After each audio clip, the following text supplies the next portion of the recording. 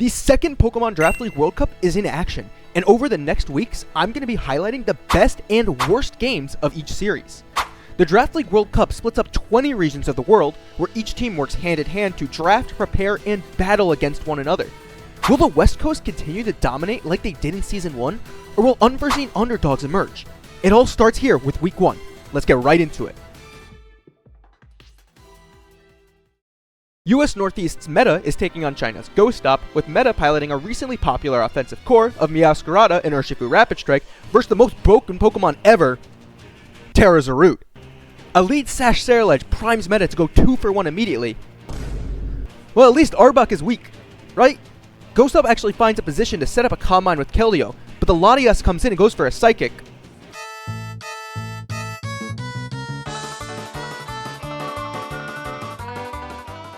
Well, US Northeast did not learn Chinese and ended up losing the series 5-3 in a big upset. A quick side note, this is my team by the way, and I will glaze us in future weeks. I just had to not seem biased this first week. Okay, thanks, bye. Anyways, Bangladash's Ryan's bulky offensive Tornadus Therian team is looking to stop Germany's Fogbound Lake's Hisuian Samurott hyper offense. HSAM freely ceaseless edges on the Palafin before getting knocked out by Whimsicott, and then attempts to set up with Terra Salamence as Whimsicott misses a Stun Spore. Thanks to Golden Go Shuckaberry, however, Salamence does still get paralyzed, but is still able to take out the Golden Go, but is then revenged by Tornadus Therian. With the crit Terra Blast flying, Ryan sails his way through the endgame with little sweat as Germany cannot handle their offense between the Terra Tornadus Therian and the Palafin, as well as having Glamora and Tinglu to take on all of his opposing offense. Not even Life Orb of Iron Valiant or Nasty Plot Mesprit are able to bring the game back, allowing Bangladesh to win the series 5-3 over Germany. The rest of the world, holy f***, that's a lot of people, get upset hard by the underdogs Brazil. Rest of the world's Habita positions himself strongly in the early turns with his defenses to bring his Terra Ghost or Shifu single strike in. Brazil's Odin fires back with a hard Swords Dance call on the swap, forcing Habita to sack his Moltres with now little options to stop the Sneasler. After a series of plays that allowed Habita to get his Urshifu in front of a Jirachi and knock it out, Sneasler returns for a Swords Dance, and its red card activates, proccing its Unburden. Habita with little options switches back and forth between Urshifu and Iron Treads to PP stall the close combat and Gunk Shot. But Odin knows ball, and despite the turn that he catches Urshifu missing Gunk Shot, he catches Iron Treads then next turn with a predicted close combat. Aloe is able to kill off the Sneasler, but Terra Flying Rhyperior has a quick win path to the end, securing to Odin the win. Latin America's Gondra is up against India's Genesect. Gondra finds an early position to reveal Choice Banded Excalibur, smashing Archaludon's health. Gondra keeps himself in a strong position, maneuvering the classic Regenerator core of Tornadus Therian and Slowking Galar alongside his Iron Treads, taking out Archaludon and Brambleghast until he eventually faces down an Ogerpon Wellspring at +2 behind to Reflect. Tornadus Therian easily deals with it via foul play, allowing Gondra to find a route into his weakness policy Moltres Galar, which perfectly baits in the Darkrai. But it's okay, because Iron Treads can still find the damage from Excalibur Ice Shard. Despite the double freeze, however, Gondra still works through Scarf Keldeo and Banded Ice Shard Excalibur to secure the game and give Latin America a dominant 6-2 win against India. France's Horodro is against Netherlands' Jordy 004. Horodro begins the game strong, weakening Landorus, but then Earthquakes the Landorus? This guy must know something that we don't. Rillaboom attempts to check the Azumarill, but ladies and gentlemen, this is Sap Sipper Azumarill, forcing the Rillaboom out, trapping the Tinkaton, and killing it. Latios gets great chip on Metagross, allowing for Sneasler to revenge. With little positioning, Jordy finds a route to get his Grassy Seed Rillaboom in, and is able to clean up the game. Despite this, however, France still took a dominant win in the series with a 6-2 win.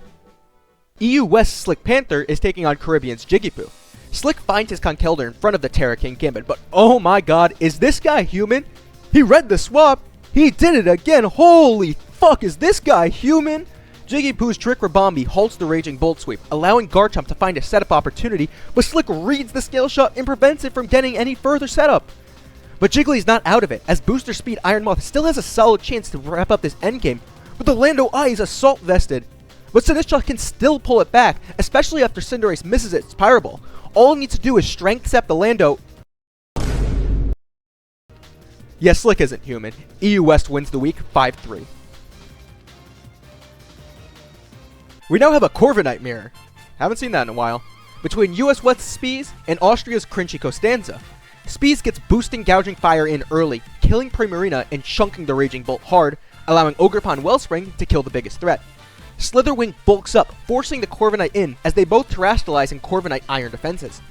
Over the next 50 turns, it's a PP stall war between the two, but despite Slither having both Leech Life and Morning Sun for recovery, Corviknight's pressure allows it to barely win the PP war. Meowscarada manages to finish off the Corviknight, but Ogerpon Wellspring is able to kill the Arcanine Hisui and Corviknight, allowing for a slower Iron Bundle to take out Meowscarada and allowing US West to take a 5-3 win.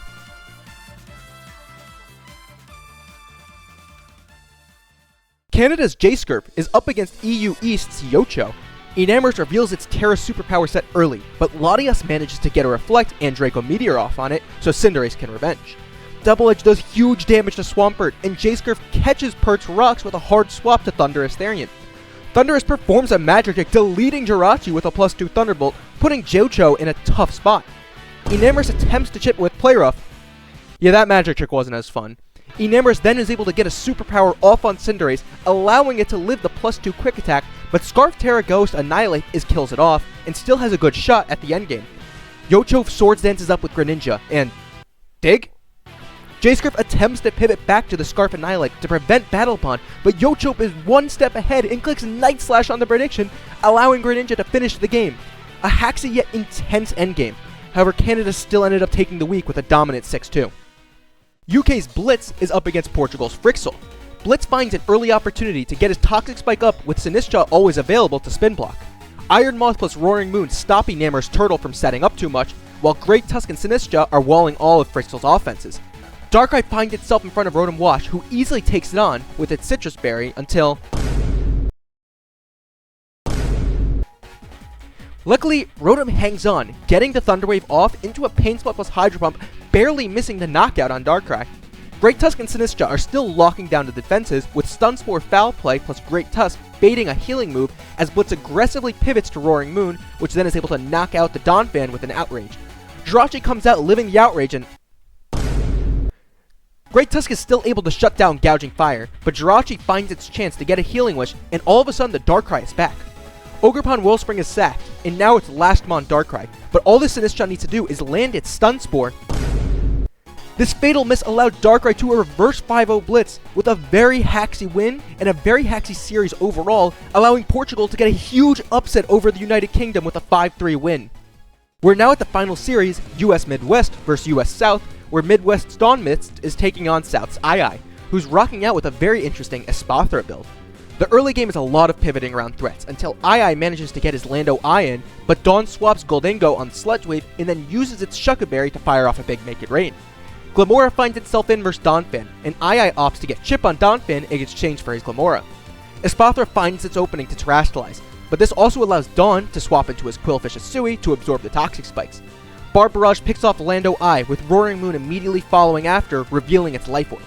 Ogerpon Wellspring U-turns into Cinderace, who finds a crucial court change. Some more pivoting through Iron Hand's Volt Switch allows Roaring Moon back in, who at this point has no switch-ins. Donphan attempts to go for an Ice Shard, but a swap to Sinistcha forces Dawn to take the hit with Goldingo. An aggressive pivot to Donphan almost goes catastrophic as Earthquake crits. However, Donphan is able to finish the Iron Hands off, and at this point, it's a sack war between the two, with Dawn up 4-3. Goldingo goes down to Sinistcha, who then gets revenged by Cinderace. Cinderace is able to Pyro Ball into the Espathra, who reveals Red Card as he roosts, most likely hoping for Donphan to get swapped in. Unfortunately, Ogerpon Wellspring is dragged in, who finishes off Espathra, and with 2 sacks left and more Life Orb chip on Roaring Moon, the 12% Donphan finishes it off with an Ice Shard, giving US South the win and overall getting a 6-2 win against Midwest. So those are some of the best and worst games of Week 1 of the Draft League World Cup. Make sure to subscribe and turn on notifications so you don't miss the crazy weeks that are ahead of us. This has been Burger, and I'll see you guys for Week 2.